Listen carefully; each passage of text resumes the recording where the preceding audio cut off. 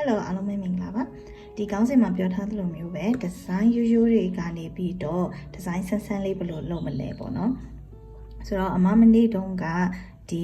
ဒီမိုလေးကိုသုံးပြီးတော့ပေါ့နော်ဒီမိုလေးကိုသုံးပြီးတော့အမနကလောင်းထားတယ်ဒီဟာလေးပေါ့နော်ဒီကွင်းလေးရယ်နောက်အလေကဒီဖြူလေးရယ်ပေါ့နော်ဆိုပြီးတော့လောင်းထားရယ်ဆိုတော့ပုံမှန်ပေါ့နော်ပုံမှန်ဆိုလို့ရှိရင်ဒီနကကိုဒီနကဖြစ်လာအောင်ပေါ့နော်ဘယ်လိုတည်မလဲဆိုလို့ရှိရင်ဒီအဖြူလုံးလေးကို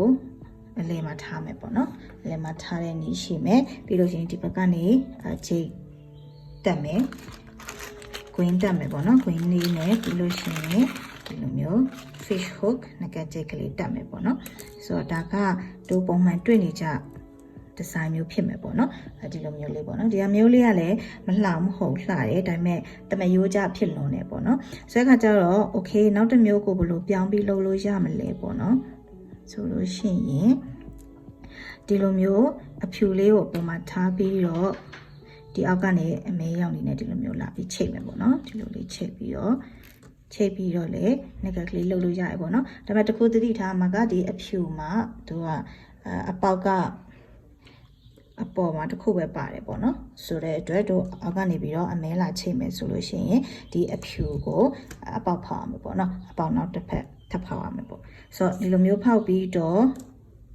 လေဒီလိုမျိုးလေးတွဲလို့ရတယ်ပေါ့နော်โอเคဒါလေးလည်းလှတယ်နောက်တစ်မျိုးကကြတော့ဒါဟိုအရင်ကအမှလှုပ်ထားပူတာပေါ့နော်လှုပ်ထားပူတာဒီရွှေရောင်နေရာမှာအကွာအဖြူအနေနဲ့လှုပ်ထားပါတော့ဆိုတော့အရင်တော့ကလှုပ်ခဲ့ပူတဲ့ဒီဇိုင်းတစ်ခုမှာအမကဒီကွင်းလေးကိုတုံထားရပေါ့နော်ဒီကွင်းကိုတုံထားတယ်တုံပြီးတော့ဒီလိုမျိုးလေးလှုပ်ထားရပေါ့နော်โอเคဒီဟာလေးကလည်းဒါဒီဇိုင်းတစ်မျိုးအနေနဲ့ရတယ်ပေါ့နော်နောက်တစ်ခုကအခုပေါ့နော်အခုနောက်ထပ်ဆန်းတဲ့ဟာလေးအမတစ်ချက်လုပ်ပြမယ်နော်ဆိုတော့အမကဒီလိုမျိုးဒါကိုအခြေခံပြီးတော့ဟလာအခုဒီမှာဆိုရင်ဒီကွင်းတုံးထားရပေါ့နော်ဆိုတော့ဒီကွင်းမဟုတ်ဘဲနဲ့မှတခြားဟာကိုအစားထိုးပြီးတော့တုံးမယ်ပေါ့နော်ဆိုတဲ့ချိန်ကျတော့အမမှာဒီလိုမျိုးဂျာဆက်ကွင်းလေးရှိရပေါ့နော်ဒါ connector ring လို့ခေါ်တယ်ဆိုတော့ဒီဟာလေးကိုအမတုံးမယ်ပေါ့နော်ဆိုတော့သူကဒီဟာနဲ့ size ကတိတ်မကွာဘူးအဲ့လိုမျိုးလေးကိုတုံးမယ်ပေါ့နော်ဆိုတော့စဉ်းစားလိုက်တယ်ဆိုတဲ့အချိန်မှာအမဘယ်လိုချိတ်မလဲပေါ့နော်ဆိုတော့အရင်ဦးဆုံး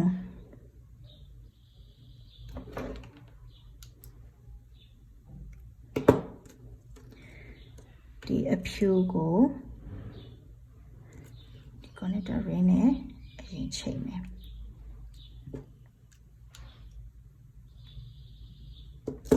โอเคနောက်တစ်ခု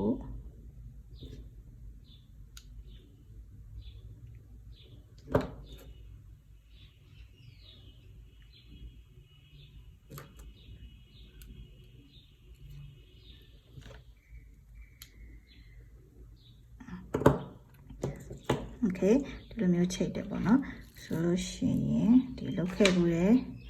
ပုံစံရဆိုလို့ရှိရင်ဒီလိုလေးချိတ်တယ်ပြီးရင်ဒီအမဲနဲ့ဒီလိုမျိုးအောက်ကနေလာချိတ်လို့ရတယ်ပေါ့နော်ဒါဒီဇိုင်းနောက်တစ်မျိုးဖြစ်သွားမယ်ပေါ့နော်ဆိုတော့မဟုတ်ရင်ဒါကိုအလယ်မှာထားလိုက်ရတယ်ဒီလိုမျိုးအကုန်လုံးဒီအလယ်မှာထားလိုက်မယ်ပြီးရင်ဒီအမဲနဲ့ချိတ်လိုက်မယ်ပေါ့နော်โอเคဒီလိုမျိုးဆိုလို့ရှိရင်လည်းနောက်ဒီဇိုင်းတစ်မျိုးရမယ်ပေါ့နော်โอเคနောက်တစ်ခုကမာကဘယ်လိုလေးလုပ်ချင်လဲဆိုတော့ဒီ jewelry လုပ်တဲ့သူတယောက်အနေနဲ့ပေါ့နော်ဒီလိုမျိုးတမယိုးကြဒီဇိုင်းတွေကနေခွဲထွက်ပြီးတော့ကိုဒီဇိုင်းပုံစံမတူတဲ့ဟာလေးပေါ့လုပ်ချင်တယ်ဆိုလို့ရှိရင်ကကျတော့ဒီကိုဖြုတ်လိုက်တက်လိုက်တော့လုပ်ရတယ်ပေါ့နော်ဆိုတော့ကိုဖြုတ်တက်ကြည့်ရဲ okay ဒီလိုမျိုးဆိုရင်ရိုးလုံးနဲ့သူမဟုတ်နောက်တစ်ခုလုပ်လို့ရသေးရပေါ့နော်ဆိုလို့ရှိရင်ကိုနောက်ထပ်ဒီဇိုင်းကိုထပ်ပြီးတော့ထွင်ပြီးလုပ်လို့ရတယ်ပေါ့နော်ဆိုတော့ကွင်းလေးတွေကိုဖြုတ်လိုက်တက်လိုက်နဲ့ကစားကြည့်မယ်ပေါ့နော်ဆိုတော့အမားကဘာလုပ်ချင်လဲဆိုတော့ဒီကွင်းကိုမှဒီမှာတက်ချင်တယ်โอเคဒီလိုမျိုးဖြစ်သွားမယ်ပေါ့နော်ဒီလိုမျိုးဖြစ်သွားပြီးရဲ့ချိန်မှာဒီရိုးဟလာ fish hook နဲ့ဒီမှာလာပြီးတော့ချိတ်လိုက်လို့ရပြီပေါ့နော်မဟုတ်ဘူးဆိုလို့ရှိရင်အမမှာ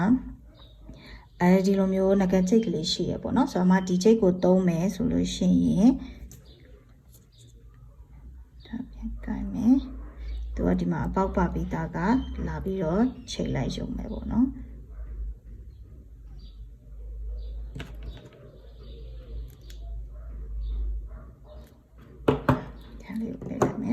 ဆိုလို့ရှိရင်နောက်ထပ် design ဒီလိုအသစ်ကလေးရတယ်ပေါ့နော်ဆိုတော့အမရဲ့အမြင်အရပြောရလို့ရှိရင်အမကဒီဟာလေးကိုသဘောကျတယ်ပေါ့နော်အဲကြောင့်မို့လဲအမကခုနဆန်ပြီးတော့ချိတ်ကြည့်ပေါ့နော်ချိတ်တဲ့ခါကျတော့ဒီလိုမျိုးကိုထပ်ပြီးတော့မလုပ်ချင်တော့ဘူးဆိုတော့အတွက်အမဒီတခြားပစ္စည်းလေးတွေထည့်ပြီးတော့ပေါ့နော်ဒီလိုမျိုးငကကလေးကိုဖန်တီးလိုက်တယ်ပေါ့နော်ဆိုတော့ဒါဟိုဒီ design အစမ်းလေးတွေဖန်တီးခြင်းတဲ့သူတွေအတွက် idea ရအောင်လို့ပေါ့နော်ဘယ်လိုမျိုးကိုစမ်းသပ်ရမလဲဆိုတဲ့ idea ရအောင်လို့တစ်ချက်မှလုပ်ပြတာပေါ့နော်ဒါနောက်တစ်ခုချိန်မယ်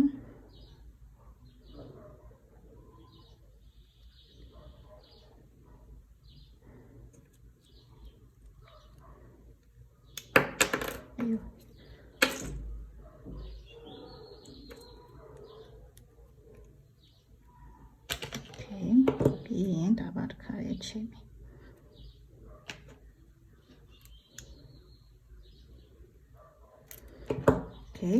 ဆိုတော့ဒီလိုမျိုးပေါ့နော်ဒီလိုမျိုးဒီ reason ပေါ့ reason ဒီအမဲလေးနဲ့ဒီအဖြူလေးနဲ့ဘယ်လိုရအောင်လုပ်ရမလဲဆိုတော့အမတင်တဲ့ဗီဒီယိုတွေမှာကိုအမတင်ပြထားပေးပြီပေါ့နော်ဆိုတဲ့အခါကျတော့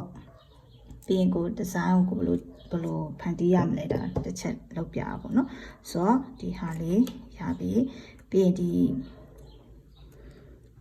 ဒီငကနောက်ပိတ်လေးထည့်မယ်ပေါ့နော်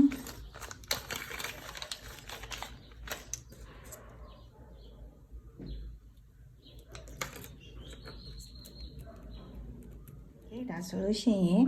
မိုးတစ်ခုတည်းကိုသုံးပြီးတော့เนาะဒီ design ပေါ့เนาะကိုပုံစံအစုံမျိုးဖန်တီးလို့ရတယ်ပေါ့เนาะဟုတ်အားလုံးကိုကျေးဇူးတင်ပါတယ်